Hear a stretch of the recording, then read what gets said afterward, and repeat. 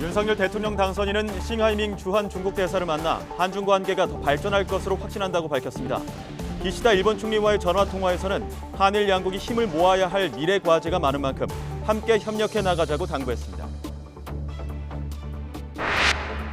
민주당은 대선 패배 이후 첫 의원총회를 개최했습니다. 오는 6월 지방선거에 대비한 당 재정비 방안은 물론 대선 패배 원인 분석과 반성의 목소리도 나올 것으로 예상됩니다. 다음 주부터는 PCR 검사 없이 의료진의 신속 항원 검사만으로도 코로나19 확진 여부를 판단할 수 있게 됩니다. 정부는 앞으로 열흘 안에 오미크론 유행이 정점에 달해 하루 확진자가 최대 37만 명에 이를 것으로 예상했습니다. 밤사이 경북 울진 금강송 군락지 주변에 산불이 다시 확산했지만 오늘 오전 장비와 인력이 집중 투입돼 불길이 잡혔습니다. 산림당국은 산세가 험한 금강송 군락지 주변에 특전사 200명을 투입해 잔불 정리를 마칠 계획입니다. 북한이 최근 2차례 감행한 도발은 신형 대륙간 탄도미사일 체계를 시험하기 위한 발사였다고 한미 당국이 결론 내렸습니다. 미국은 명백한 안보리 결의 위반이라며 추가 대북 제재안을 내놓기로 했습니다. 러시아군이 우크라이나 수도 키이우에 대한 공세를 강화하면서 키이우로 이어지는 주요 고속도로에서 교전이 이어지고 있습니다. 미국 상업위성업체는 키이우 주변에 멈췄던 64km 길이의 러시아군 차량 행렬이 대부분 분산돼 재배치된 것으로 나타났다고 밝혔습니다. 네, 윤석열 당선인이 오늘 낮 12시 반부터 국민의당 안철수 대표와 도시락 회동을 갖고 인수위원회 구성 방안을 논의했습니다. 자, 회동이 조금 전 끝났고요. 회동을 마치고 나온 안 대표의 발언이 지금 시작됐는데요. 현장으로 가보시겠습니다. 오늘 인사에 대한 이야기는 나누지 않았습니다. 그러면은 2시간 넘게 지금 회동하신 것 같은데 어떤 내용들 얘기하셨습니까? 국정 전반 현안에 대해서 논의를 했습니다. 사실 처음부터 말씀을 드리자면 처음에 단일화 합의를 했을 그 당시에 이제 선거가 끝나고 나서 승리를 하면 함께 가까운 시간 내에 가장 빠른 시간 내에 자리를 가지고 국정 전반 현안에 대해서 논의를 하자, 방향을 함께 의논하자는 이야기를 했었습니다. 그리고 또 어제 당선되셨으니까 이제 오늘 축하를 드리려고 제가 그랬는데 먼저 연락을 주시더라고요. 오늘 같이 도시락 식사하면서 지난번에 약속했던 그런 국정 전반 현안에 대한 의논을 하자, 그렇게 제안을 해주셔서 이렇게 찾아오게 된 겁니다. 대표님, 그 국정 현안 전반에 대해서 논의하시면은 향후 방향은 결국 또 인수 얘기가 안 나올 수가 없을 것 같은데요. 저 인사에 대해서는 오늘 전혀 이야기 나누지 않았습니다. 혹시 인선 외에도 인수위 차원에서 이제 정부 조직 개편이나 어떤 구체적으로 얘기 나누신 게 좀 있으실까요? 사실 굉장히 광범위한 전체적인 방향이었습니다. 지금 우리나라가 처해 있는 상황이라든지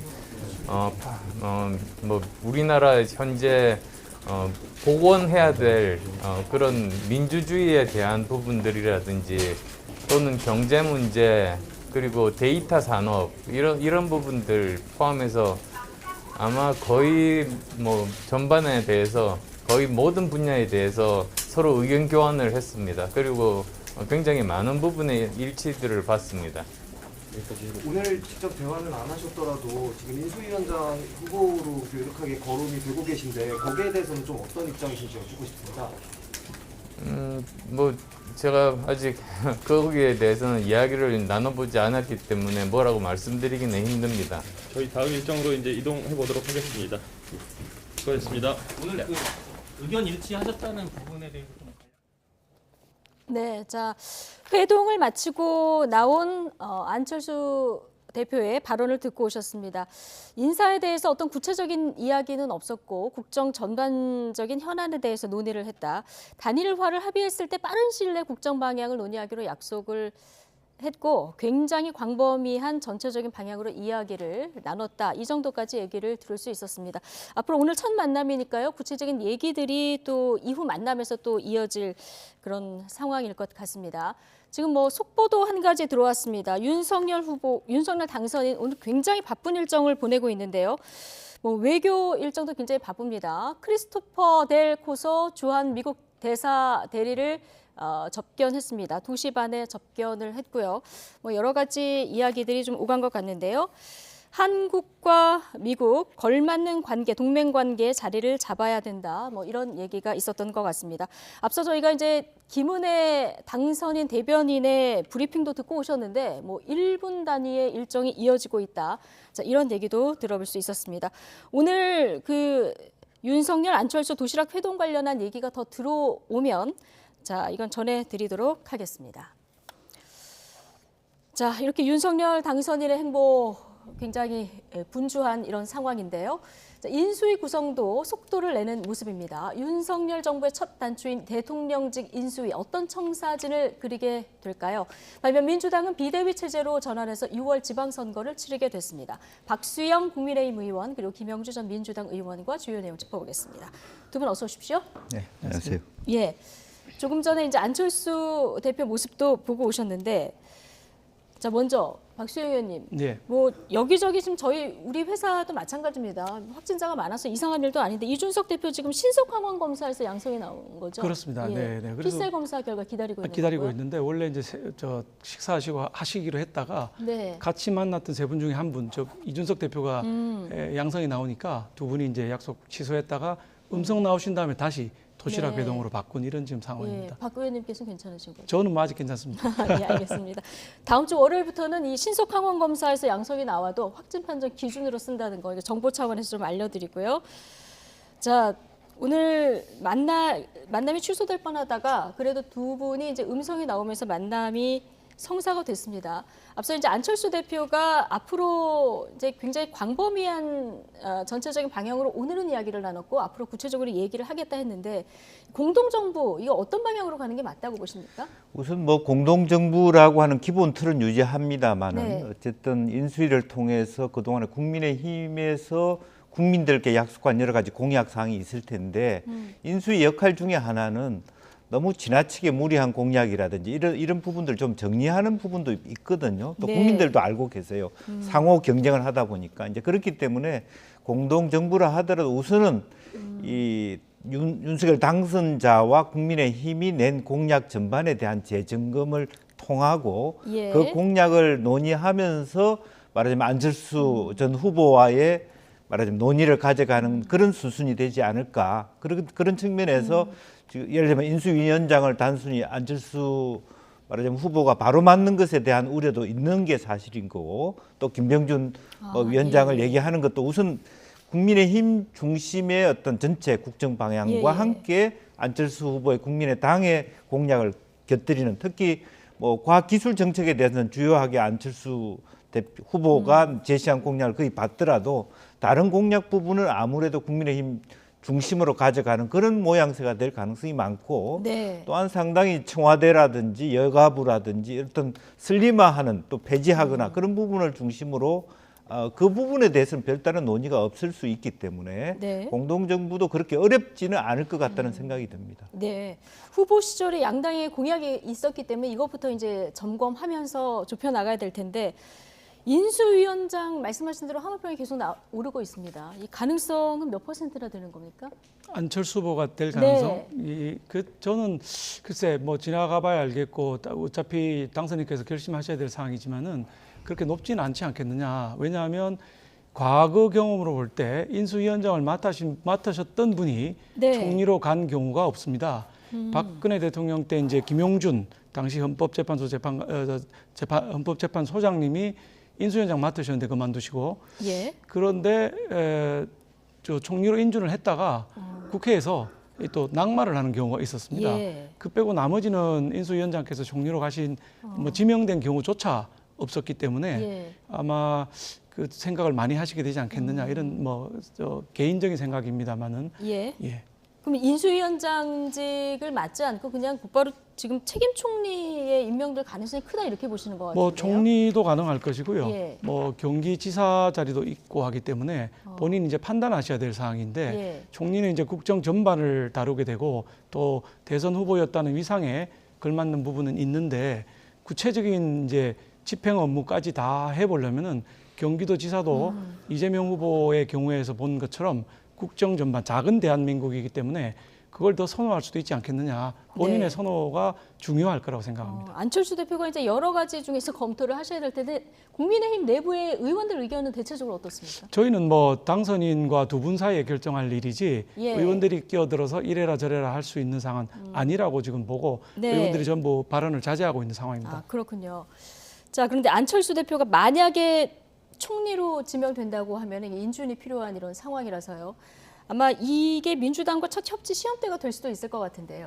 어떻게 전망하십니까? 뭐 그렇습니다. 방금 이제 박 의원님 말씀 주셨습니다만은 이제 경기도지사가 될 생각이 있다면 지방선거를 코앞이기 때문에 인수위원장을 하거나 인수위원회에 들어올 이유가 없고 예컨대 이제 이태규 의원 같은 분을 인수위 부위원장이라든지 이런 식의 겸임을 시켜서 자기의 뜻을 국민의당 대리하는 내 인사를. 예. 그런 가능성도 있는 부분이라고 생각이 들고요. 근데 좀 재미있는 사실은 이번에도 어쨌든 경기도지사는 대통령이 못 된다 이런 것들이 결론이 나와서 그런 것들이 정설은 아닙니다만은 총리도 마찬가지 아닙니까? 네, 그런 부분이어서 이제 마음이죠. 이제 네. 그런 부분들에서 과연 이제 안철수 대표가 후보께서 경기도지사를 선택하실까? 이제 이런 부분도 적지 않아 이건 심리적인 예. 측면이 있습니다만은 그런 측면이 하나 있다는 것이고요. 이제 다만 뭐 그럼에도 불구하고 당선자 아까 말씀하신 대로 당선자께서 어떤 인물을 좀 큰 어른을 인수위원장으로 모실 건지 아니면 정말 당의 어떤 고문 중에 다수는 의원 중에 한 분을 모실 건지 우선 전적으로 이제 당선자의 몫이다 그렇게 볼 수 있고 본인은 예. 이제 그 전에 어렴풋하게 행정 경험을 말씀하셨기 때문에 뭐 과학부처의 부총리라든지 혹은 뭐 총리 이런 부분을 선택할 수 있는 개연성이 굉장히 높지 않나 그렇게 봅니다. 예. 다음 대선 생각한다면 그러면 혹시 당에 가서 어떤 역할을 하실 가능성도 수도 있을까요? 있습니다. 예, 예. 뭐 충분히 그런 가능성이 있죠. 근데 이제 안철수 후보의 경우에는 정치인은 10년 하셨다고 하는데 행정적인 경험이 사실 없거든요. 예. 그래서 총리나 경기도지사 같이 행정적인 경험을 좀 쌓는 것이 본인이 다음 정치 행보를 하는 데는 더 도움이 되지 않겠느냐 이렇게 저는 보고 있습니다. 네, 뭐 그러니까 말씀하신 대로 그러니까 결과적으로 행정부에서 경험을 쌓고 다시 당에 돌아오는 모습들이 훨씬 더 다음 대선을 준비한다고 치더라도 그게 네. 더 낫다는 결론일 겁니다. 아마. 합당은 어떻게 되는 겁니까? 합당은 이제 절차를 진행하는데 합당 절차가 뭐 하루아침에 하자고 해서 바로 되는 게 아니거든요. 물론 각각 그렇겠죠. 당에서 예. 결의를 하고 합당 절차를 또 해야 되기 때문에 시간은 조금 걸릴 거라고 생각합니다. 예. 자, 지금 인수위 구성도 속도를 내고 있는 이런 모습인데요. 인수위원들이 이제 새 정부 요직에 가는 경우라 관심도 굉장히 많고 인선도 중요한데 어쨌든 당선인 비서실장으로 장제원 의원이 처음으로 이제 지명이 된 이런 상황입니다. 이른바 뭐 핵관 논란의 중심이긴 했지만 막판에 단일화에도 결정적인 역할을 하지 않았습니까? 후보도 좀 자신 있게 임명을 한 것 같습니다. 예, 아마 후보님의 그러니까 후보님이 아니죠 이제 당선인, 예. 당선인의 저도 계속 호칭이 헷갈려요.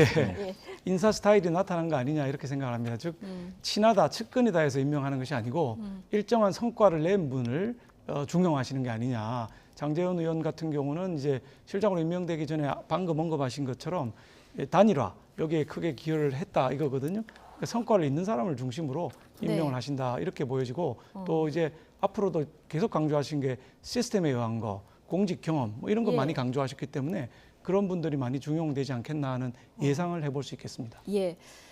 자, 뭐 당선인하고 손발이 맞는 사람을 임명하는 건 뭐 당연한 일이긴 한데요. 어쨌든 새 정부가 잘 되려면 인사가 만사 아니겠습니까? 어떤 조언을 좀 해주시겠습니까? 그렇습니다.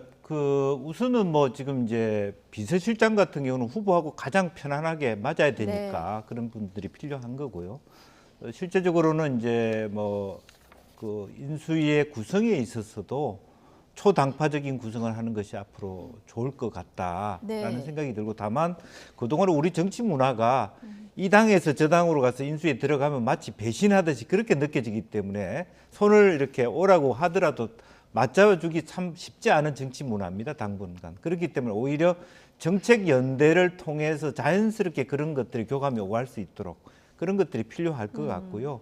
어차피 당선자께서 청와대로 안 들어가신다고 한 이유는 상당히 다양한 사람들하고 수시로 접촉하고 싶다는 의지이기도 하거든요. 네. 그래서 미국처럼 굉장히 야당에 있는 의원들하고 수시로 격이 없는 대화도 하고 뭐 술자리도 하고 밥자리도 하면서 자연스럽게 도와주고 도움을 받는 것이 좋은 그런 정치 문화, 그런 의미에서 청와대라고 하는 이 시민적 거리에서 예. 좀 벗어나서 여야 모두가 살갑게 부딪힐 수 있는 그런 위치로 나오신다는 것이 예. 협치를 하기 위한 기본 전제, 기존의 정치 문화를 깨는데 굉장히 중요한 모멘텀이 될 수 있다, 그렇게 생각이 그렇군요. 듭니다. 지금 예.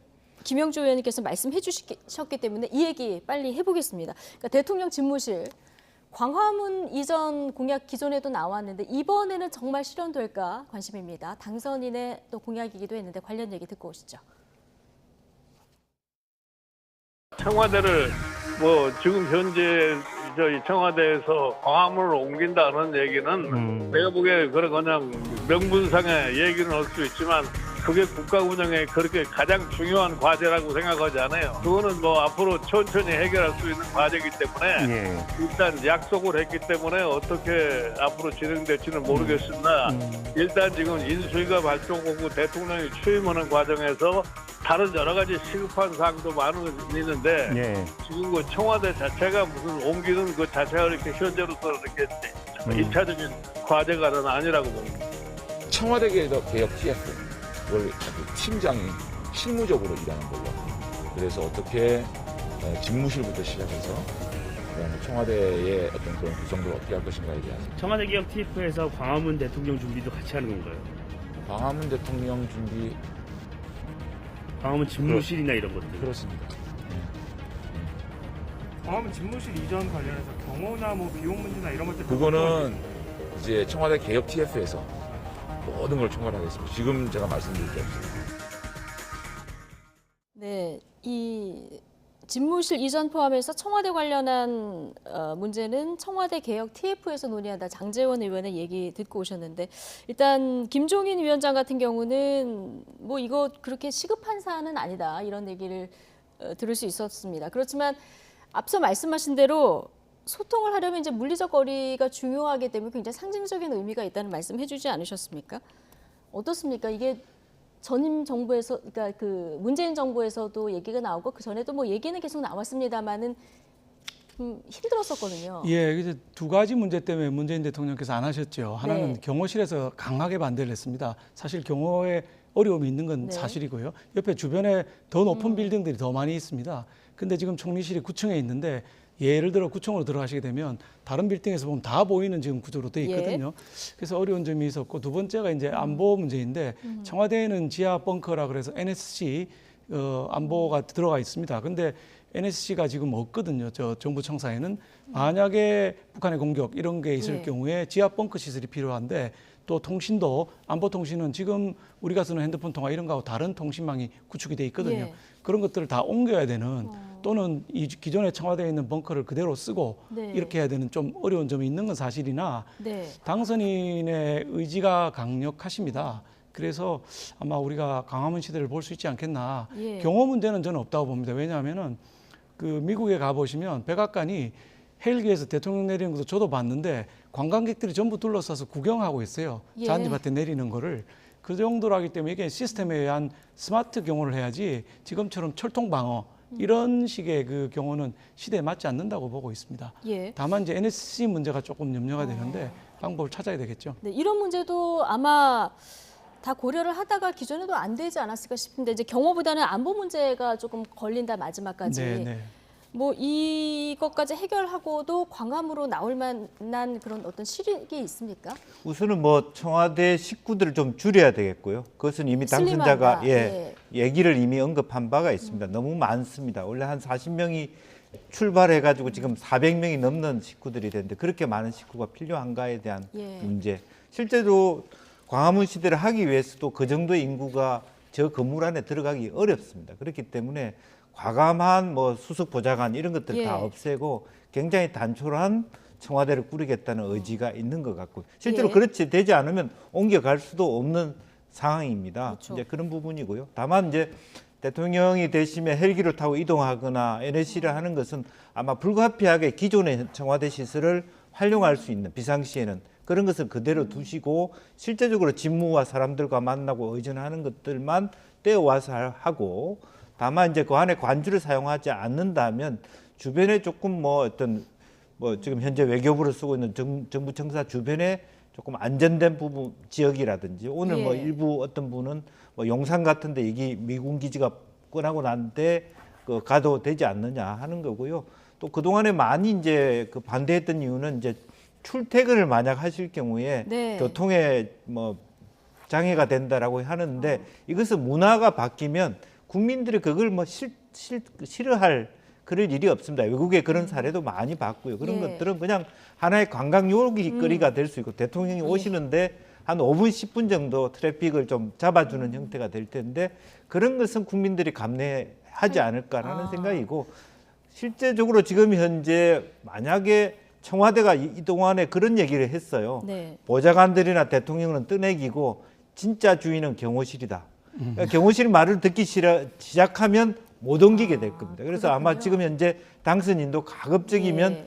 경호 라인하고 거리두기를 하지 않을까 그렇게 생각이 듭니다. 대통령이 출퇴근하는 모습을 이제 볼 수도 있을 것 같은데 잠은 어디서 주무십니까? 잠을 이제 관저에서 지금까지 예. 주무셨지 않습니까? 관저가 청와대 집무실 뒤편에 있습니다. 바로 예. 뒤편에 있는데 지금 논의되기로는 이제 총리 관저를 사용하는 방안 또는 아까 말씀하신 것처럼 외교부 장관 공간이나 국방부 장관 공간이 있는데 그걸 활용하는 방안 그다음에 청와대 안가라는 게 있습니다. 따로 네. 저기 안전한 가옥이 있는데 글로 가는 방안 등등이 논의되고 있는데 저는 이것도 NSC와 마찬가지로 절충안을 찾을 수 있을 거라고 봅니다. 즉 청와대 관저는 그대로 사용하는 것이죠. 청와대는 국민들한테 개방하겠다고 하셨으니까 그건 개방하고 주무시는 거는 관저에서 주무셔도 경호를 위해서는 더 좋다. 총리 관저가 바로 큰 길 바로 옆에 붙어 있습니다. 아시겠지만은 그리고 옆에 레스토랑만 올라가도 마당이 다 보입니다. 그래서 경호 목적상 그건 조금 무리한 거 아니냐 이런 지금 생각이 예. 들고 있습니다. 자, 어떻게 실현이 되는지 좀 지켜보도록 하고요. 자, 퍼스트레이디 김건희 여사 앞으로 행보도 관심인데 뭐 선거운동 기간 동안에는 공식석상의 모습을 드러내지는 않았습니다만은 뭐 국민의힘 소속 정치인들 배우자로 구성된 모임에 손편지도 보내고 이런 게 이제 뒤늦게 알려졌더라고요. 사전 투표를 통해서 지금 뭐 이미 언론의 모습을 한 차례 드러냈는데 앞으로는 좀 자주 나올까요? 아무래도 이제 나올 수밖에 없겠죠. 예. 공식적으로 해외 순방을 한다든지 할 때는 부부 동반해서 가서 그쪽의 퍼스트 레이디를 만나야 되는 경우들이 있게 될 것이고 김건희 여사께서는 드러나는 것보다도 어려운 이웃을 보듬는 역할을 하겠다 이렇게 말씀하신 게 있기 때문에 지금보다는 많이 나오겠지만 과거의 퍼스트 레이디들보다는 적게 나오시지 않겠느냐. 그리고 이제 처음으로 자기 풀타임 잡을 갖고 있는 예. 분이십니다. 저는 이게 아주 중요한데 우리가 서양의 선진국들처럼 자기 일을 가진 분들은 자기 일을 열심히 하고 또 가끔 주말이나 해외 순방 같은 일에 도와주는 이런 모델도 하나 나올 수 있지 않느냐. 남편을 위해서 자기 전문 직종을 모두 버리고 남편을 위해서 5년 동안 노력해라. 이거는 조금 후진적인 행태가 아닌가 하는 생각을 하고 있습니다. 오늘 뭐 결혼 10주년 기념일이라는 뭐 기사도 나오더라고요. 예. 한 언론 인터뷰들도 지금 재개를 하시는 것 같고 여기서 남편한테 가장 들은 감동적인 말은 평생 집밥해 줄게. 예, 네. 10년 동안 지켰다고 하십니다. 네, 10년 예. 동안 지켜서 국민과의 약속을 잘 지킬 것이다. 이런 언론 인터뷰들도 지금 조금씩 하고 있는 상황인데 자, 이제 청와대 제2부속실 폐지하기로 했고요. 그리고 이제 영부인 호칭이라든가 역할이라든가 자, 이런 부분에 대해서 앞으로 좀 정리할 부분이 있을까요? 뭐 자연스럽게 그동안 영부인이란 말은 현재 문재인 대통령의 부인에게도 그렇게 자주 쓰지는 않았습니다. 김정숙 여사님 이렇게 썼지 영부인 김정숙 이렇게 쓰지는 않았고 예. 그게 시대의 흐름이라고 보고 또 그것을 좀 공식화하는 것은 의미는 있다. 뭐 기자들이 부르거든 누가 부를 때 영부인이라고 쓰지 않는 것 예. 뭐 그런 것들은 의미는 있을 수 있다고 보여지고요. 제2부속실도 실제로 뭐 영부인만을 위한 전담 부분을 만약 가령 미국 그 바이든 대통령의 부인도 사실은 영어과 교수로 일을 하고 계시거든요. 네. 그런 일만 부분적으로 불가피한 경우라든지 어떤 그런 부분에 대해서만 도와줄 수 있는 기능들을 다른 뭐 총무비서관실에 두면 되는 것이지 예. 제2부속실이라고 해서 실까지 둘 필요는 없다. 뭐 그런 말씀이시라고 보여지고요. 예. 매우 단촐하게 꾸려야 되는 부분이다. 이제 네. 그래서 더군다나 여러 부처 중에 제2부속실이라고 하는 게 그만큼의 큰 역할이 있냐. 그런 문제의식은 저는 뭐 타당하다라고 생각이 들고 아까 말씀하신 대로 뭐 외국에 같이 갈 경우 같이 가면 되는 거고 또 실제로 외국 의전상에 그때만 도와주면 되는 것이지 일부러 별도의 아무 큰 역할이 없는데 365일 실을 둘 필요는 없다. 그런 부분이겠죠. 네. 그럼 뭐 청와대에 많은 변화가 올 것 같다 이런 생각이 드는데 윤 당선인이 김건희 여사와 함께 돌보고 있는 반려동물들도 관심입니다. 역대 최다 7마리의 반려동물도 지금 엄마 아빠를 따라서 청와대에 입성하게 될 텐데 박석원 앵커 리포트로 보고 오시겠습니다.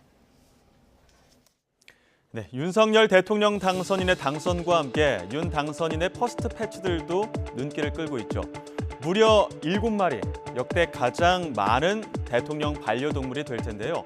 보시는 것처럼 반려견 4마리와 반려묘 3마리입니다.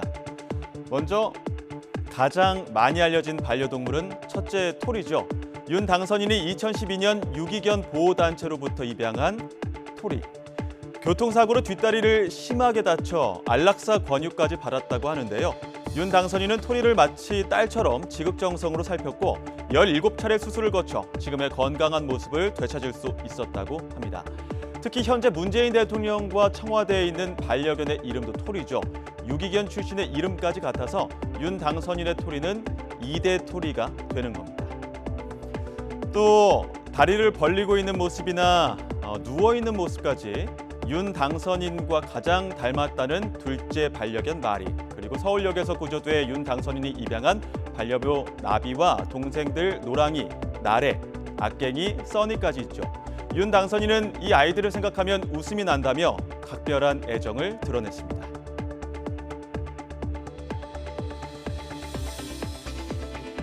사진 찍을 때 표정이 굳어. 그러면 강아지 생각하세요. 아니면 우리 집 강아지를 생각하면 웃음이 쫙 나와. 우리 강아지들 아니었으면은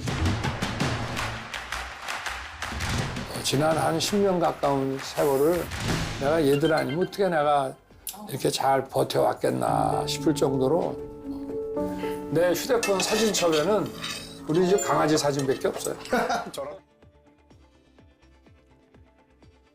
네, 윤석열 당선인의 반려동물 사랑은 공약에서도 드러납니다. 윤 당선인의 공약집을 보면 반려동물 장례 서비스나 동물학대 처벌 강화, 그리고 개물림 안전사고 방지 등 다양한 관련 정책들이 이렇게 수록돼 있습니다. 하지만 윤석열 당선인 청와대를 해체하고 광화문 청사 이전을 공약으로 내세운 만큼 당선인과 퍼스트 패치들이 청와대가 아닌 다른 어떤 곳에 머물지도 관심을 모으고 있습니다. 네, 반려견 4마리, 반려묘 3마리 정말 많이 키우고 계신데 어쨌든 키우고 계시기 때문에 그런지 국민의힘 그 공약도 굉장히 튼실하게 잘 나왔습니다. 이거 지켜질지도 반려동물 인구가 굉장히 많지 않습니까? 그렇습니다. 잘 지켜볼 것 같아요. 물론이죠. 우리 당선인께서는 생명을 가진 존재들에 대한 상당한 그 존경심, 경외심, 배려심 이런 게 있으시더라고요. 그 중에 이제 반려견, 반려묘가 있는데 공약도 많이 나갔습니다만은 이 공약들 아마 철저히 지켜질 수 있도록 챙기시지 않겠나. 그러면 뭐 우리 국민들도 행복 지수가 높아지는 거죠. 반려견, 반려묘 키우는 분들이 많으니까요. 예. 토리 유기견 보호단체 통해서 입양됐다. 이제 박석원 앵커가 얘기를 했는데 문재인 대통령 반려견하고도 같은 또 이름이다 이름이 보니까 우연히 겹칩니다. 예. 2대 토리가 되는. 그러니까요. 윤석열 당선인하고 문재인 대통령 인연이 좀 남다른 것 같다 이런 얘기도 나와요. 네. 뭐 그동안에 있어서 두 분의 말씀 중에서는 또 윤석열 당선인은 또 그 발언 앞에 우리라는 단어를 써서 많이 헷갈리게 할 정도로 서로 친근한 것 같고 정서적으로는 굉장히 또 같은 법조인으로서 또 국가를 운영함에 있어서 좀 공명정당하게 운영한다는 그 마음은 같지 않을까 그렇게 생각이 듭니다. 예. 자, 이제부터는 민주당 얘기를 조금 해봐야 될 텐데 지금 대선 패배 책임을 지고 어제 민주당 지도부 전원이 사퇴를 했고요. 지금 비대위 체제로 운영이 되는 상황인데 그 원내대표를 새로 빨리 뽑아야 되는 상황인 겁니까? 그렇습니다. 오늘 의총을 통해서 기본적으로 뭐 3월 25일 이전에 원내대표를 뽑자.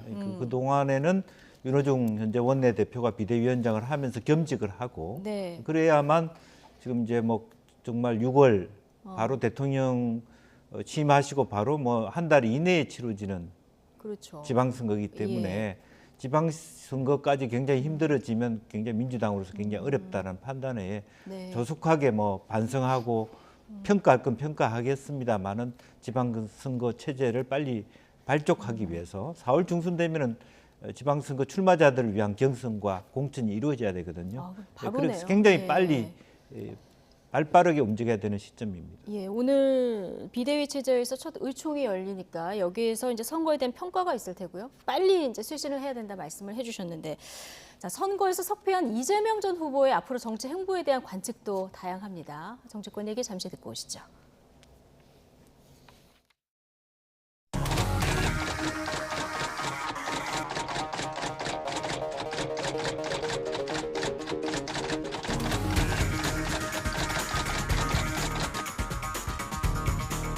저는 이재명 후보에 대한 국민적 기대가 있다고 보고요. 한 27만 표 차이잖아요. 거의 천칭 같은 차이인데 거의 차이가 없는데 대통령직이라는 어마어마한 지위를 준 거잖아요, 국민들이. 그러니까 이제 출발 선상은 완전히 같아진 거죠. 그렇지 않습니까, 여야가. 이재명 후보가 6월 지방선거에서 역할을 해야 된다고 보시는 거고요. 저는 역할을 할 수 있으면 하는 게 좋다고 봅니다. 왜냐하면 국민적 기대가 있는 것이고 결국은 아직 뭐 나이도 있잖아요. 그렇게 하고 아마 지방선거까지 역할을 하고 또 휴식을 하고 또 역할을 하고 그럴 수도 있다고 보는데 그거는 사실 전적으로 이재명 후보 개인이 결정해야 될 문제죠.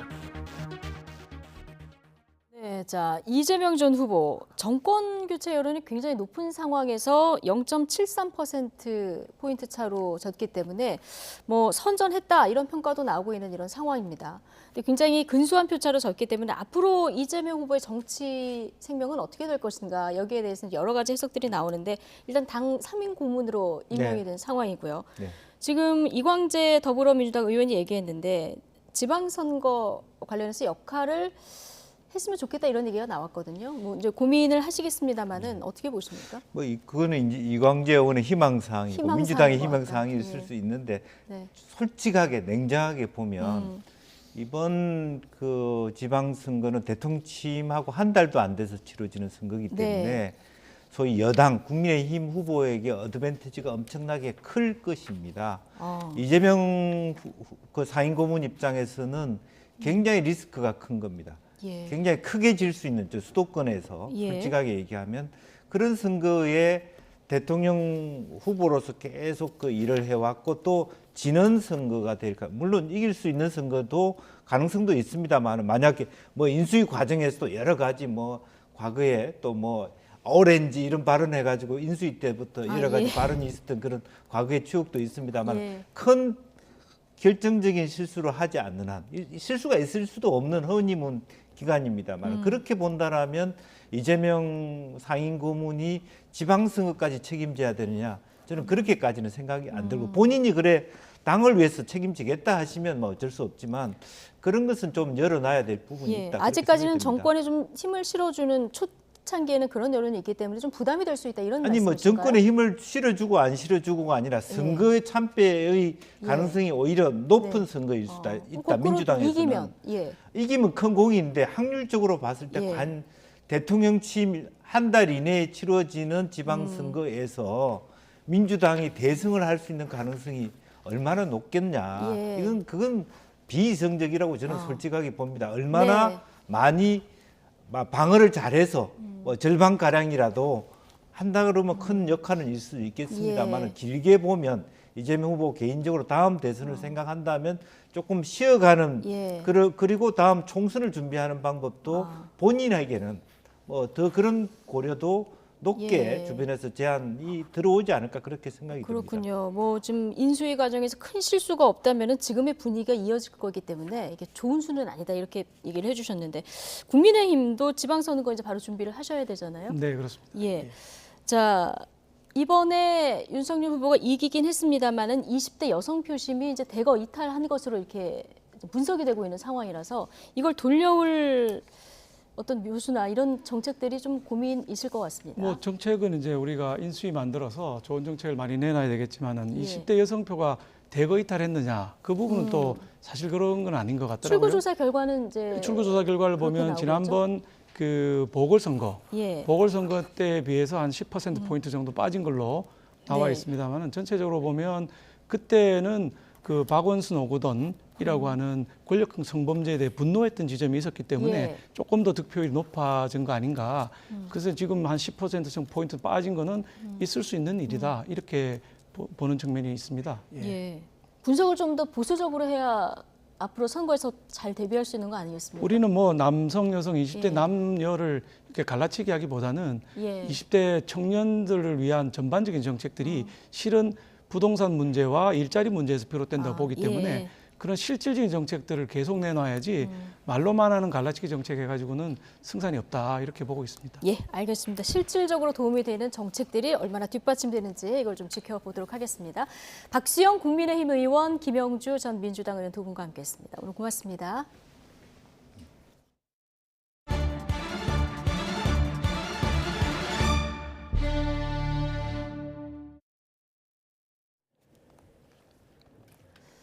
네, 오늘로 러시아의 우크라이나 침공 16일째인데요. 수도 키이우 일대에서 러시아군과 우크라이나군 간 격전이 이어지고 있습니다.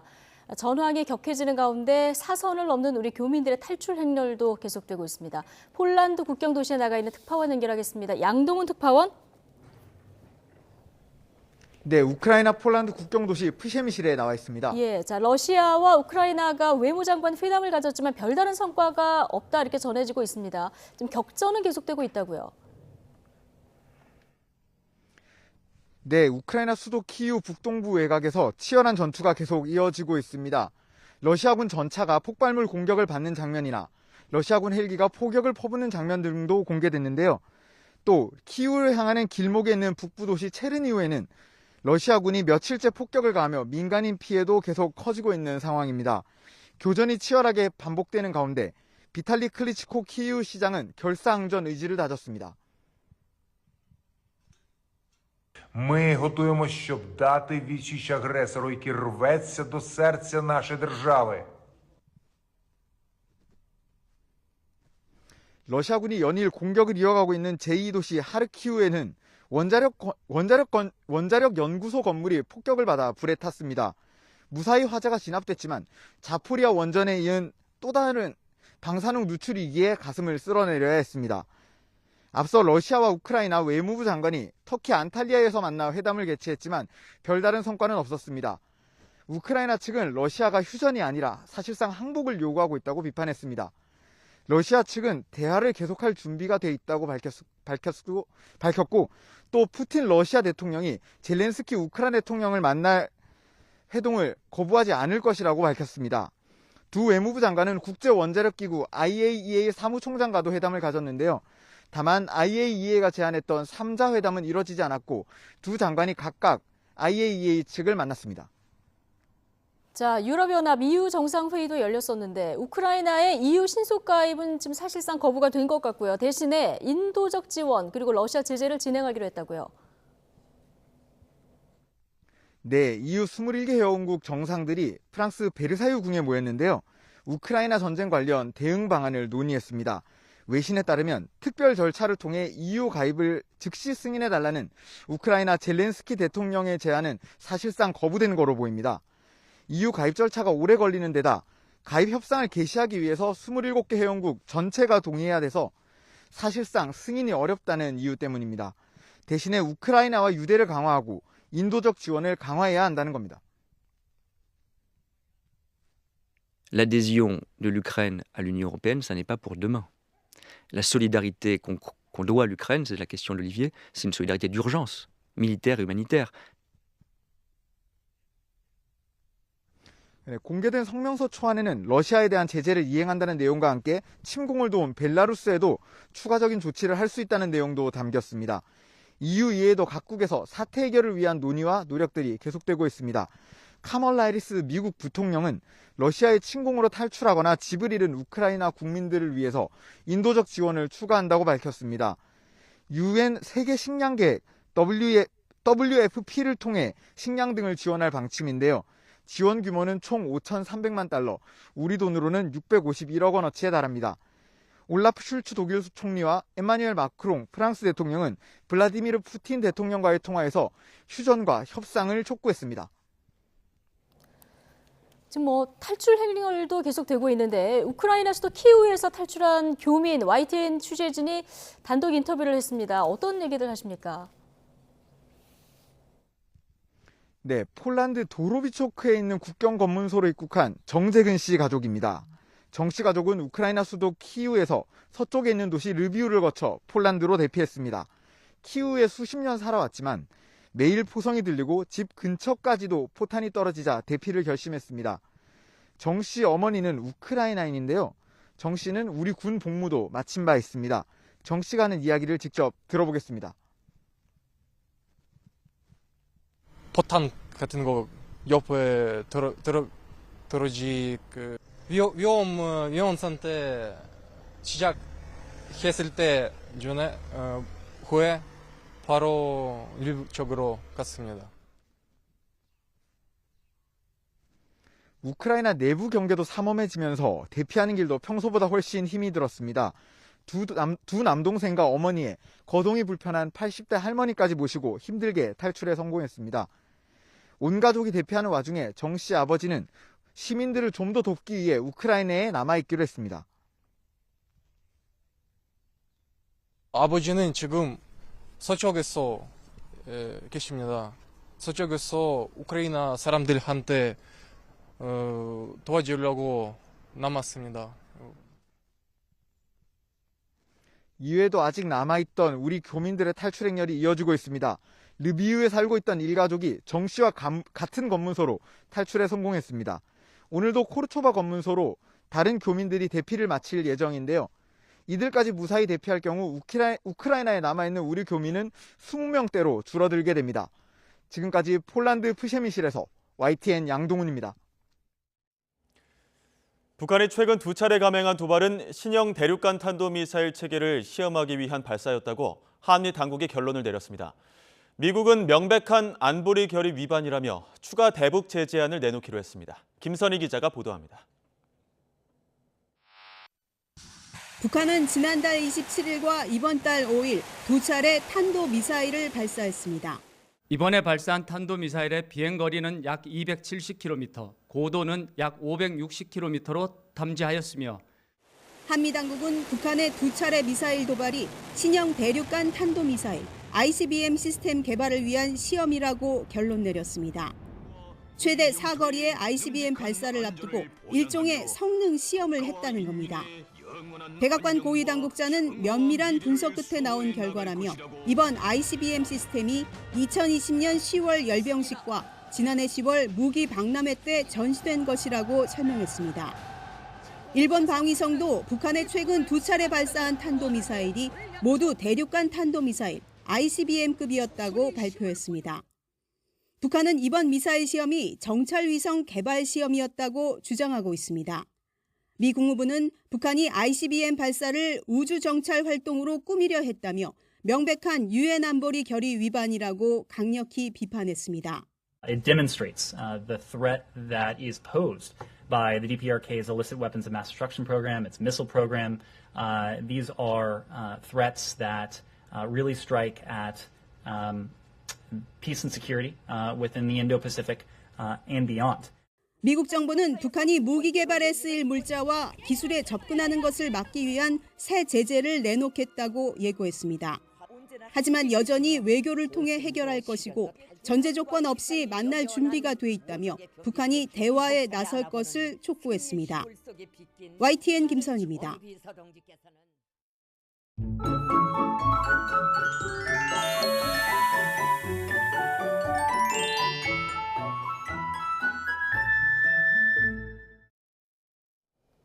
이제 거리 곳곳에도 조금씩 봄이 물들기 시작했습니다. 전남 구리의 모습인데요. 봄의 전령사로 불리는 노란 산수유꽃이 한가득 피었습니다. 현재 4월 중순의 봄 날씨를 보이고 있습니다. 대구의 낮 기온은 20도 가까이 올랐고 서울 17.4도를 보이고 있는데요. 주말인 내일은 오늘보다 기온이 더 올라서 따뜻하겠습니다. 다만 대기 정체로 공기는 탁합니다. 일부 수도권과 충북 지역은 내일도 초미세먼지 농도 나쁨 수준을 보이겠습니다. 내일 전국 하늘비 드리겠습니다. 강원 상강과 동해안 지방은 내일부터 다시 초속 10m 안팎의 강풍이 예상돼 주의하셔야겠습니다. 일요일 전국에 단비가 내리겠지만 동해안 지방에 내리는 비의 양은 5mm 안팎에 그쳐서 해갈에는 역부족일 것으로 보입니다. 지금까지 날씨 정보였습니다. 네, 금요일 더 뉴스 마치겠습니다. 함께해 주신 여러분 고맙습니다.